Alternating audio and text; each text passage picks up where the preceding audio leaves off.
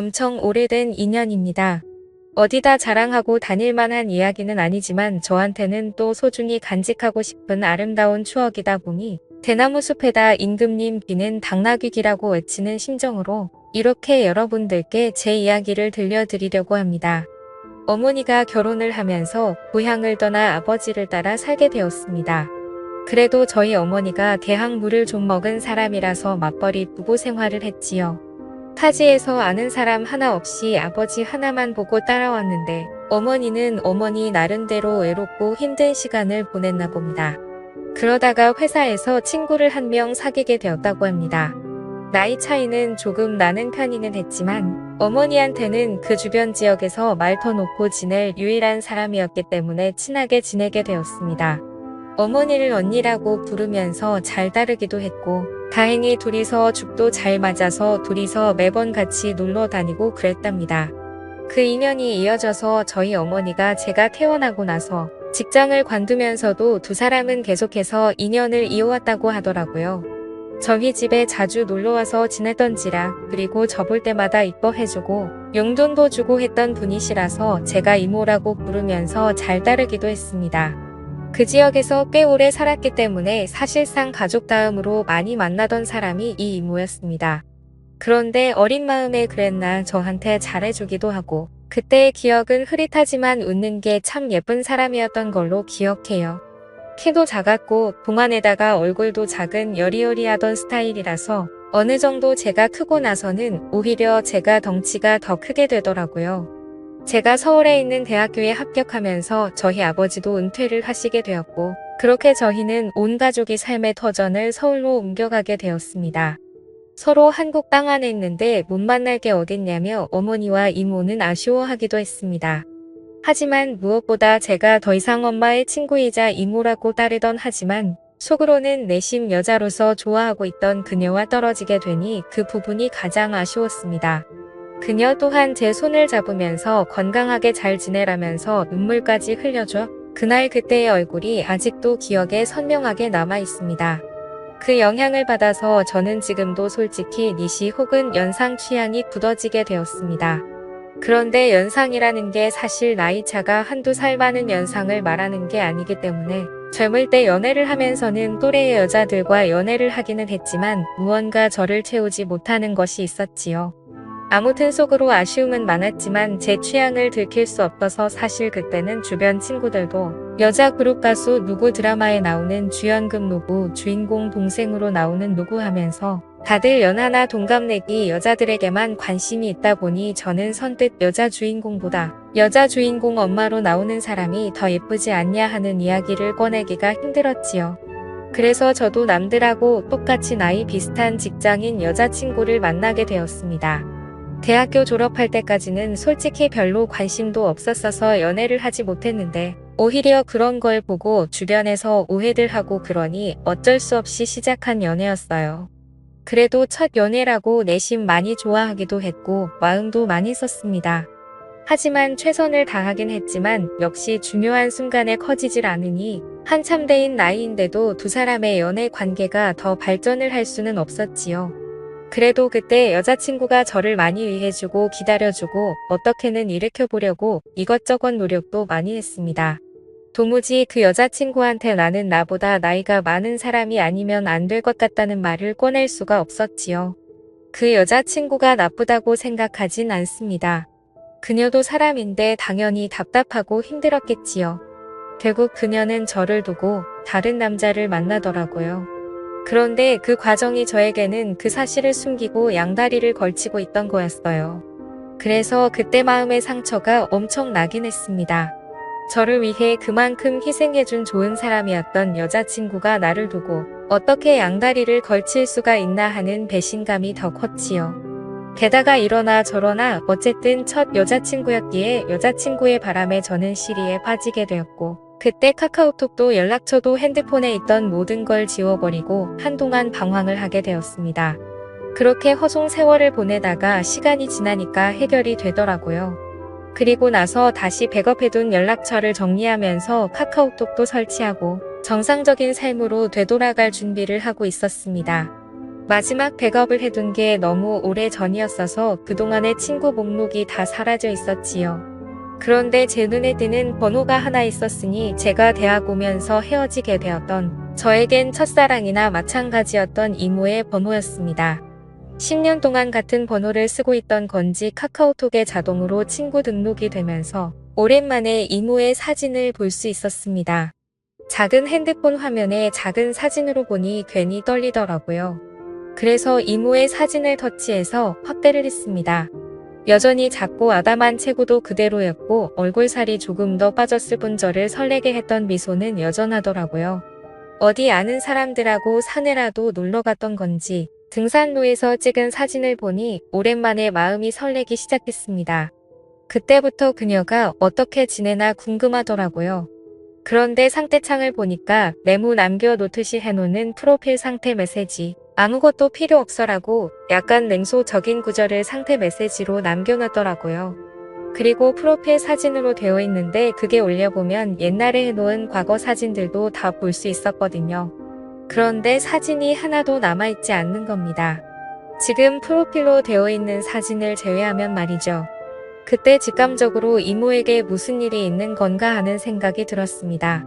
제가 여자친구한테 받은 상실감 때문이었을까요?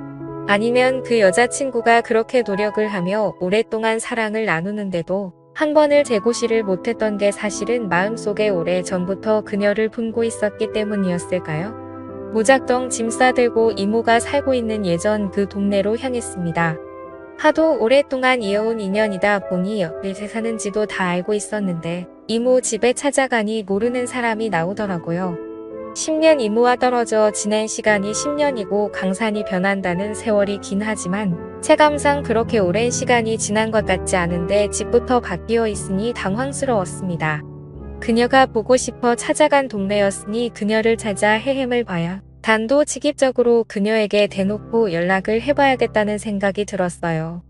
멀리 떨어져도 얼굴 못 보고 지낼 일이 있냐고 했었지만 정말 거짓말같이 매일매일 만나던 이모였는데 이사 가자마자 10년 동안 그냥 아예 남이 되어버렸었거든요. 내 번호가 저장이나 되어 있으려나 사실 큰 기대를 하지 않았는데 이모는 전화를 받자마자 제 이름을 불러주더라고요. 이렇게 반갑게 맞이해줄 거면 왜 지난 10년 동안 모르는 사람처럼 지내왔는지 제가 얼마나 이모를 보고 싶었는지 몰랐나 싶기도 하더라고요. 이모와 저는 오랜만이라며 엄마는 어떻게 지내니 학교는 졸업 잘했니 회사는 다니니 등등 별짓 없지 않은 안부를 물으며 한참 동안 대화를 나눴습니다. 그러다가 이모도 제가 갑자기 연락을 한 이유가 궁금해졌는지 오랜만인 건 좋은데 무슨 일 있는 거냐고 왜 연락을 했냐고 물어오더군요. 그래서 솔직하게 이모 카카오톡에 있는 사진과 프로필 메시지 보고 이모한테 무슨 일이 있는가 싶어서 저도 모르게 연락을 하게 되었다고 했습니다. 그러니 이모가 제 말을 듣고는 뭔가 쓸쓸하게 웃으면서 별일 없다고 하더라고요. 그래서 저는 이모한테 무슨 일이 있는 줄 알고 지금 이 동네까지 내려와 있다.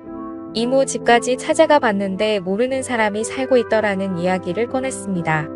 그러니 이모가 조금 놀란 눈치더라고요. 사실 카카오톡 상태 메시지만 보고 누가 이렇게 멀리서부터 찾아오는 일은 거의 없는 일이잖아요. 오겠다고 대화를 했던 것도 아니고 심지어 제가 제 또래의 여자한테 이렇게 했으면 이모도 이해나 할 만한 상황이겠지만 다른 사람도 아니고 저와 이모의 나이차와 사이였으니 말입니다. 밖에서 한 1시간 정도를 기다렸나 이모가 헐레벌떡 제가 있는 곳까지 나오더라고요. 그래도 그 와중에 제 마음을 눈치라도 챈 것인지 화장도 싹 하고 머리도 다듬어져 있는 게 조금 멋을 내고 나온 것 같았습니다. 예전에도 이모의 아름다움이 참 좋긴 했는데 사실 회사 출퇴근할 때 하는 정도의 꾸민 모습만 봤지 진짜로 이렇게 마치 애인을 만나듯 꾸미고 나온 이모의 모습은 제 생각보다 훨씬 더 아름다워 보였습니다. 10년의 세월이 무색하게 저를 설레게 만들던 그 여자가 내 눈앞에 있으니 묘한 고향감에 휩싸이기 시작했습니다. 심지어 예전에는 항상 어머니와 함께 셋이서 그녀를 만났는데 이번엔 남자 대 여자로 단둘이서 만나고 있으니 그 기분은 이루 말할 게 없었지요. 직접 만나니 이모가 아무 일 없이 잘 지내고 있다던 말과는 다르게 이모의 현재 상황을 말해주더라고요. 사실 저희 가족이 서울로 가기 전부터 남편과 불화가 생기기 시작했고 10년이 지난 지금에서야 결국 이혼을 하게 되었다는 겁니다. 그런데 그 과정에서 자식들이고 뭐고 다 대가리 크고 나니까 자기가 회사 다니며 힘들게 키워준 것도 모르고 돈 많은 아버지 따라갔다고 자기는 이제 완전 혼자가 된 거나 마찬가지라며 힘들어하더라고요. 이모가 힘들다고 하는 말에 저도 사실은 이러하다며 현재 제 상황을 설명했습니다. 저 또한 큰 시리에 빠져 있는 상황이라 이모가 보고 싶어 여기까지 내려왔다는 그 명분을 설명하고 있던 것 같았습니다. 그런데 이모는 눈이 휘둥그레지면서 그런 일이 있었는데 왜 여기를 내려온 거냐고 묻더라고요. 그래서 이모에게 커피 말고 같이 술이나 한잔 하자고 같이 술 마셔주면 다 이야기를 해주겠다고 말했습니다. 그러니 이모가 눈빛이 조금 바뀌기 시작하면서 일단 저에게 알겠다는 말을 하고 어렸을 때도 자주 가던 동네 경양식점 같은 호프집으로 저를 데리고 갔어요. 여기가 음식도 맛이 좋긴 하지만 일단 옛날식 경양식집이라서 자리도 벽으로 다 칸마다 나누어져 있고 조용히 단둘이 이야기 나누기에는 이곳만큼 좋은 곳이 없었거든요. 그때 저도 솔직히 이모가 조금씩 저에게 마음을 활짝 열고 있다는 생각이 들기도 했습니다. 이모가 저랑 첫 잔을 했더니 벌써 술을 같이 마실 정도로 큰 줄은 몰랐다고 시간이 참 빠르다더니 하면서 두 사람 사이에 묘해지는 분위기를 환기시키려고 애써 노력하는 게 보이더라고요. 술을 한두 잔 나누다가 저도 이모에게 제가 여자친구와 헤어졌던 이야기를 하면서 사실 여자친구 앞에서 내가 고개 숙인 남자일 수밖에 없던 이유와 노력을 해도 잘 해결되지 않았던 사실까지 낱낱이 말했습니다. 그리고 그 문제의 중심에는 항상 다른 사람도 아니고 이모가 있었다고요. 이모도 이모 나름대로 그 나이 때는 별거 아닌 거라고 대충 고민 상담을 해주려고 했던 것 같은데 몸쪽 꽉 찬 돌직구를 날려버리니 정신을 못 차리고 제 말에 얼어붙어서 아무 말도 잊지 못하더라고요. 그래서 한 번 더 이모에게 돌직구를 날렸습니다. 사실 이제는 모르겠다. 내가 재고시를 못하는 건지 아니면 정말 이모 때문에 그런 건지 한번 알아보고 싶다고요. 이게 해결이 되면 저도 앞으로 쟤한테 문제가 있는 게 아니라 옥물렸던 제 마음과 심리적인 요인을 알 수 있으니 저한테도 도움이 되지 않겠냐. 이모에 대한 걱정도 많았지만 나도 내 마음을 확실하게 정리를 하고 싶어서 찾아온 거다 하고 단도직입적으로 다른 게 아니고 이모를 원한다는 말을 건넸습니다. 이모는 무슨 말을 그렇게 하냐며 손사래를 치기는 했지만 거절을 하지도 않았고 자리를 떠나지도 않았습니다. 역시는 역시인가 술 앞에 장사가 없다더니 결국 이모도 이모 스스로 맨정신으로는 할 수 없겠다는 결론에 도달한 건지 나름 이건 우리가 암묵적인 동의를 하긴 했지만 실수나 마찬가지인 거라고 대의명분을 만들려던 상황이었지요. 이모는 가족들과 떨어져 나와 혼자 지내고 있으니 집에 혼자서 지내고 있었어요. 집까지 데려다 달라는 이모의 말이 시간이 늦었으니까 자고 가라는 말이 앞으로 일어날 일에 대해서 의심을 넘어 확신이 되어가고 있는 상황이었습니다. 여자친구와 분위기도 많이 만들고 이런저런 시도는 많이 해봤지만 실제로는 단 한 번도 해본 적이 없으니 많이 긴장이 되기도 했습니다만 솔직히 걱정할 게 없었습니다. 이모가 알아서 잘해줄 거라는 생각이 들었거든요. 여자친구와 이런저런 시도를 할 때와는 전혀 달랐습니다.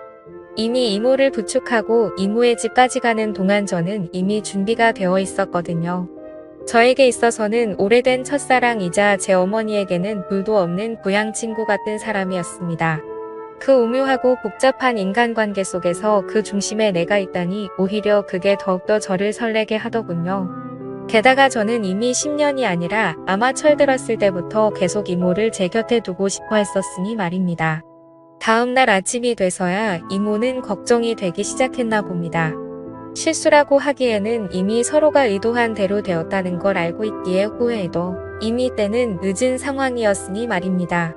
저도 직장인이기에 결국 주말을 보내고 나서 서울로 돌아가야 했습니다만 그녀의 매력에 첨벙 빠지고 말았습니다. 그녀도 은퇴를 한 상황인데 굳이 뭐하러 제가 매주 주말마다 지방까지 내려와야 하는지 싶어서 아예 그녀에게 생활 정리하고 서울로 올라오라고 제안을 했지요.